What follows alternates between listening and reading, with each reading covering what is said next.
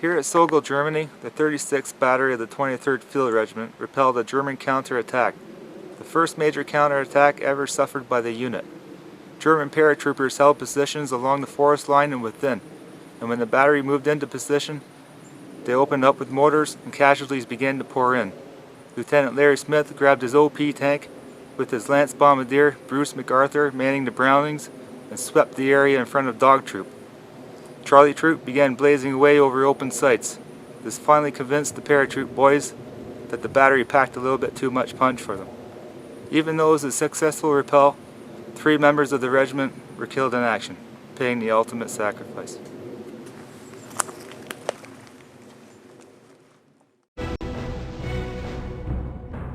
Now came the climax of Allied two-front strategy, one that always scared the German High Command became a reality, and that was the link-up of the Allied armies towards the end of April.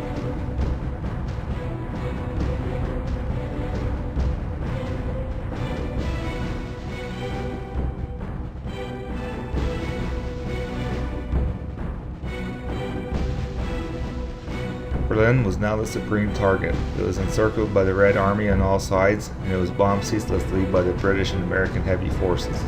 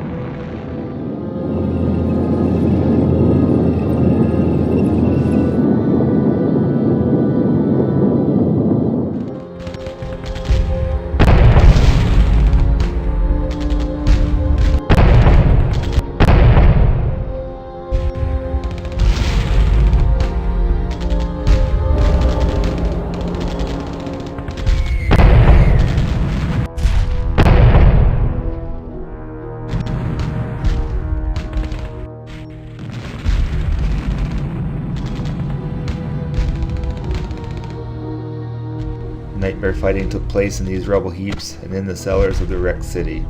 Fighting went on in the underground railway tunnels lit by searchlights until its passages were filled with SS dead.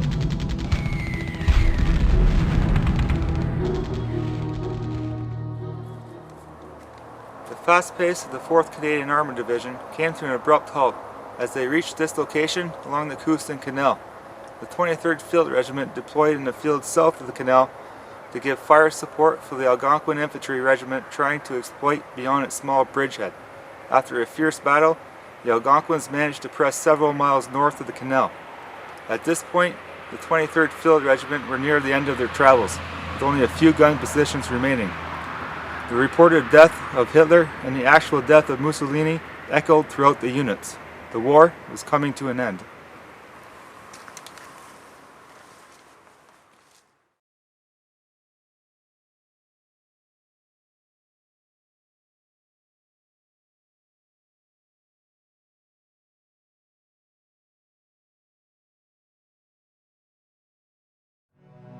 The Americans, British, and Russians have penetrated deep into the Reich. Thousands of Allied prisoners have been liberated, including the 6 officers and men of the 23rd Field Regiment who had been taken captive. Morale was high, but continued German shelling and mortaring in their area served to remind the 23rd that they were still fighting a war on their little front. By the 2nd of May, Berlin fell to the Russian army.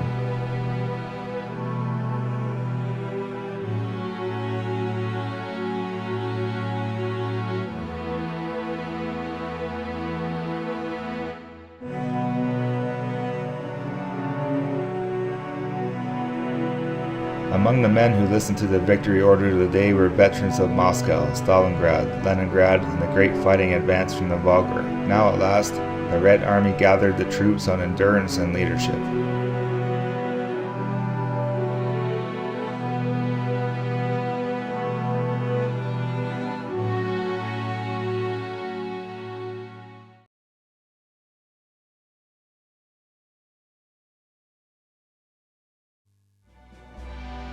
Rumors of peace were rife all day on May 4th, but people had been fooled so many times that it was put down to optimism and wishful thinking.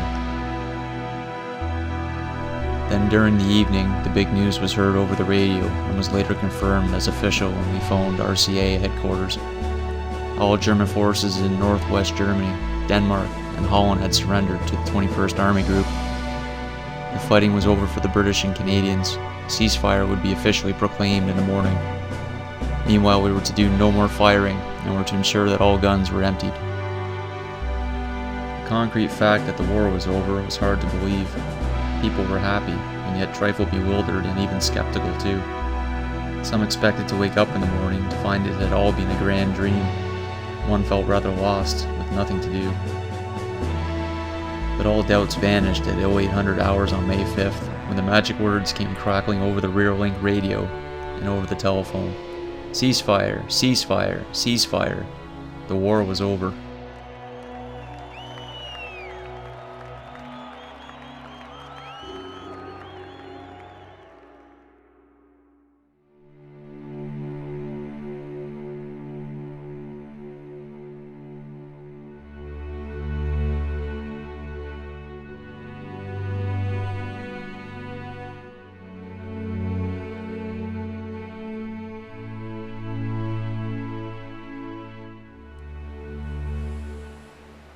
On April 26, 1945, Gunner Richard Mills of the 23rd Field Regiment was killed in action while pushing north of the Koosten Canal when his vehicle was hit by shell fire.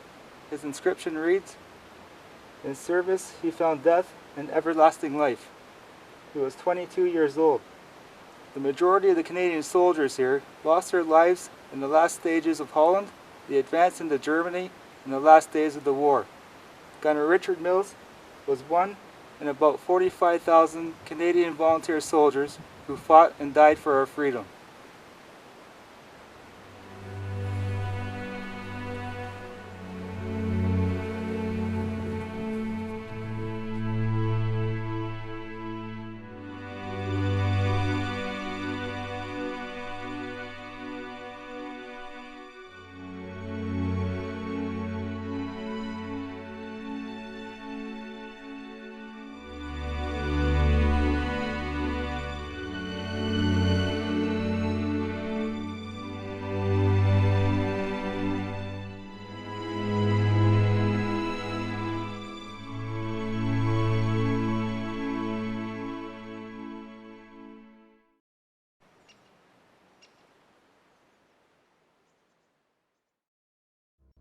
It must have been wonderful to actually be in action and to have that ceasefire come down, and the relief and the joy of looking to the future.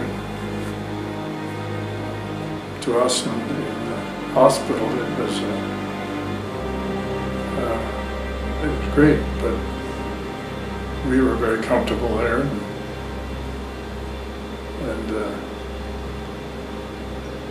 But I certainly remember VE night. There was obviously parties going on somewhere because one of our nursing sisters came into the ward on a bicycle and rode the bicycle all the way down and around the fire stove, middle round, and she was singing it happily and loudly, "Romeo, really be down to do it again." And away she went. And then I remember seeing a fellow who was out of bed by then and walking on crutches. And he left and obviously headed for a pub and had a very enjoyable evening, as I remember him coming back, and his crutches were over his shoulder, so he was walking on the stump of his leg and feeling no pain. The people from Holland, what they went through, the poor kids, the children, the look on their faces when they'd see you, and if they saw you eating, they just stood there and looked at you, and you just ended up giving them your dinner.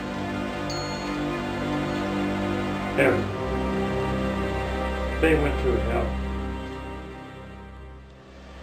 On the way through and up into Germany, the one position we pulled in, we were way ahead of the infantry, which I did not know, or we did not know. And there was a little girl on the road crying, and she was scared and nobody wanted to help her. And I said, well, I'm going to help her. And the guy says, you're crazy. So anyway, I talked to her and found out she was drawn a diagram on the ground that she's a house. So we went up the road, and after about 15 minutes we saw this house, and or barn, whatever it was, and she said that's where she lived, and she pointed, and I just told her to go on. After she got turned down the lane into the place, I turned around and come back. On the way back it was getting pretty dark, and when I got back to where I started from, I got challenged by the infantry. And they asked me for my, what do you call it? They challenged me with the password, pardon me. They challenged me for the password. And I said, I didn't know the password, so I immediately put my hands up in the air and called up my name, rank, and number. And then after a while, they had a talk, and they told me to proceed, which I did, with my hands in the air. And they said, where did you come from? I said, I took a little girl home. Oh, where's your firearm? I forgot to take it. So I said, they told me what they thought of me and told me to continue.